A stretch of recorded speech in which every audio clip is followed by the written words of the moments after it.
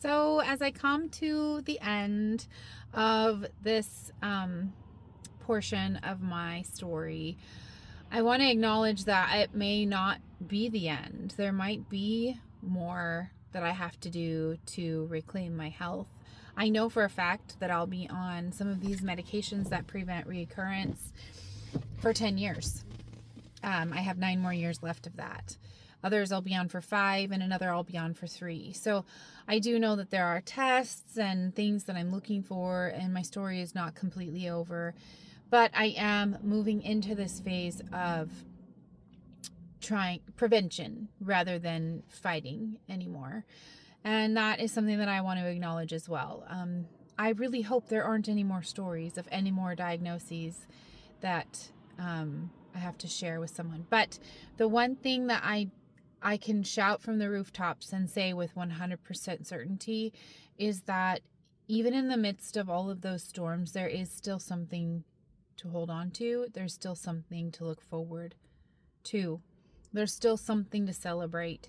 And I can look back through all of the difficulties of the last year and a half, 2 years, and point towards so many bright spots that never would have been possible if I hadn't been going on this journey, from meeting specific people or being off of work and having the time to do something with my kids that I never would have had time to do, to just having more time to read, more time to spend to myself, more time to work on my music, more time to just be in my garden, then just time to slow down that I wouldn't have had if I hadn't been forced to slow down and take care of my body.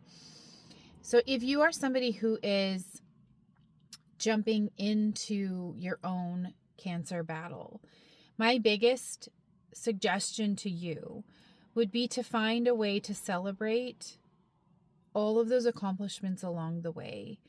I found out about my cancer and immediately started planning, okay, how can I commemorate and honor who I am today, because I know I'm going to be a completely different person when this is over. And I had always been curious about a boudoir photo shoot, and so I booked one.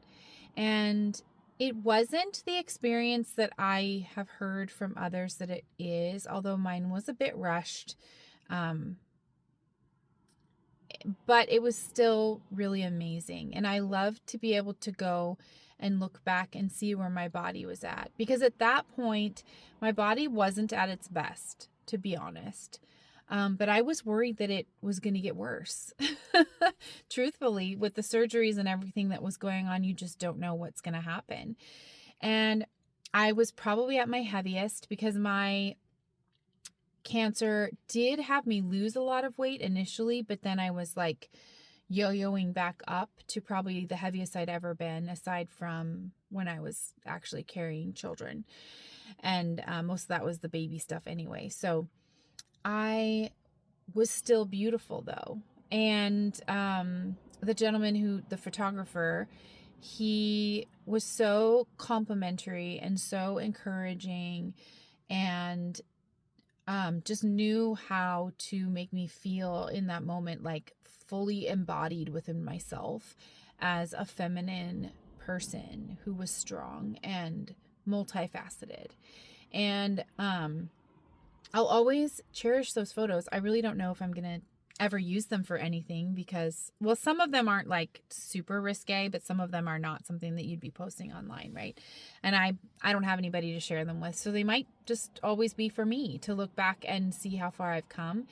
I've considered, once I'm completely healed, and I've got my tattoos, because that is one thing with the fabricated nipple, like they made it from skin in the lab, and it's like fully skin obviously, but the coloring isn't there, so there's like some medical tattooing that should be done. And I'm also contemplating just a larger tattoo to kind of like commemorate my journey and celebrate where I am and highlight some things and minimize some other things that, just based on my comfort level and what I think is beautiful. I'm considering doing another shoot after it's all done so that I can see, the progress and the change in myself and how I came from, this body that was struggling. And then I was strong enough to get myself through to this body that now is learning how to thrive in a different way. So I do encourage people to try to do something that is going to commemorate who you are before you jump into everything. When I lost my hair, I did a lot of different short haircuts and fun colors and things. And I also did a really beautiful henna tattoo once it was all gone. I got so many compliments on that, and I felt beautiful without hair. I did another photo shoot before I had my hysterectomy of just like an outfit that made me feel really feminine and soft and strong at the same time, because that's the beauty of a woman. You can be strong and feminine and soft all at the same time. We have so many pieces to our personalities, and it's amazing when you can just be fully within yourself and allow all of that to come to the surface.